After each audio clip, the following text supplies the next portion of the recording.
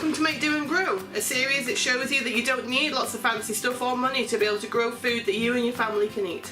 Maybe you've never grown anything before and you don't even know where to start. That even if you haven't got the money or the space, there is still ways that you can garden. By using things we already have lying around and a little bit of creative thinking, anyone should be able to grow something edible.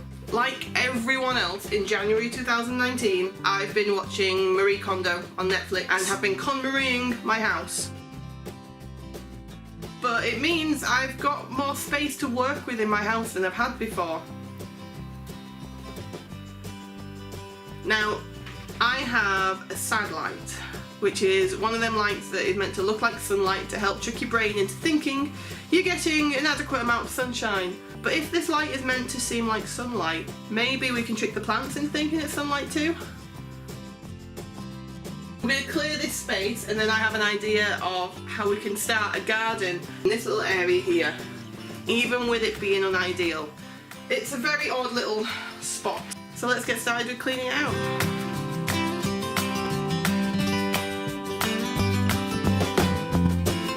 I assume you all know what this is. This is a clothes area. I rarely use it. It's falling apart. Most of the bits are missing. It's not necessarily the most stable. It just seems a big waste to get rid of it though. So my first idea will be to use this as part of the garden.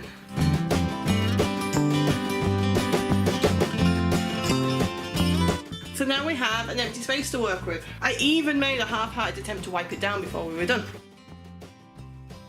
So now what? These are pomegranate seeds. I'm not 100% certain whether they're going to be viable, whether they're going to grow and actually produce pomegranates one day.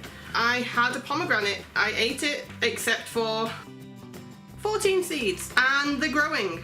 But another issue, that's a tumble dryer, and right behind it is a radiator. This is going to be a hot area of my house, so we can't put plants there that will not tolerate the heat very well. Apparently lettuces prefer cooler temperatures.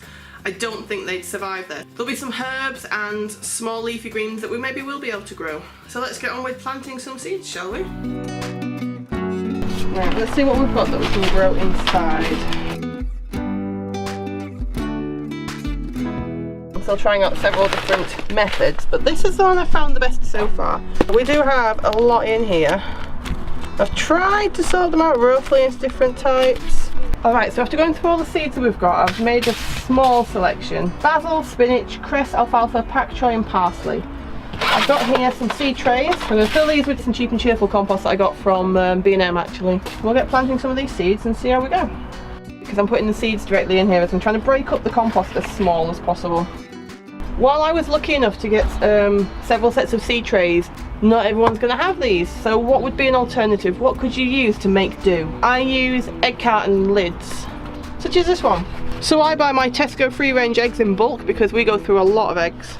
And the lids are really, really good size for using as a seed tray. So let's try filling this up.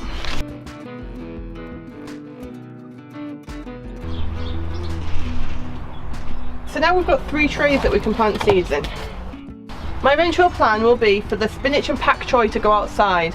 So I'm going to plant them together, that the sprouting seeds, such as the cress and the alfalfa, will stay inside forever, so they can go in their own as well. Basil and chives and parsley, all the herbs I'm going to put in this one together. We're going to start with some cress. So nice and simple, sprinkle it all out. It's best to do it liberally, but not too thickly. That is probably enough. Next is the alfalfa. This isn't quite what I thought it was. I think sprouting seeds are something entirely different I need to learn more about. So in that case, I'm going to just put more cress down. That was easy. And on the packet it says that we need to, oh bloody hell, cover them in paper. I'm guessing we need to keep them in a dark place for a little bit. Now these are all herbs that we use on the regular, so honestly growing these, that we can't ever have enough. There weren't actually a lot of seeds in that. If I have more chive seeds somewhere, I'll plant them out as well. Next for the spinach, put the seeds down. They need to get covered, so let's do that.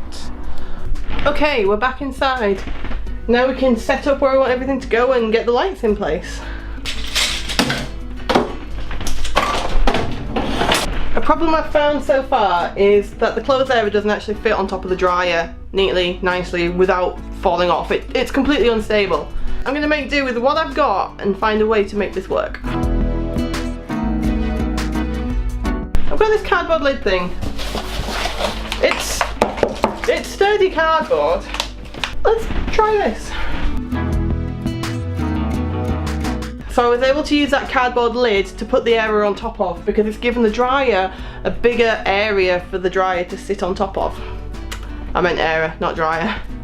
So now we can start putting our plants in it. Right, so we've got the cress.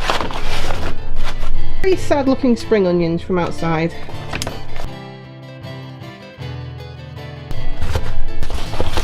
That's a lot of plants so far in a very small surface area. Now we need a light. So this is the sunlight I've got. Some sunlight for my little plants. I'm going to make it a little lower to start with. The start of a kitchen garden experiment. So, we have the garden all set up now. We've got the light on it, we've got the plants watered and ready to grow. If you want to start growing something, write in the comments below what you want to grow. If you want to grow radishes, tell me, we'll learn how to grow radishes together. If you don't buy eggs very often and you don't have egg carton lids, what would you use as an alternative? Leave any comments or suggestions in the comments below. If we get some really interesting suggestions, you might get to see them being used on these videos. Okay, I will see you next time. Bye.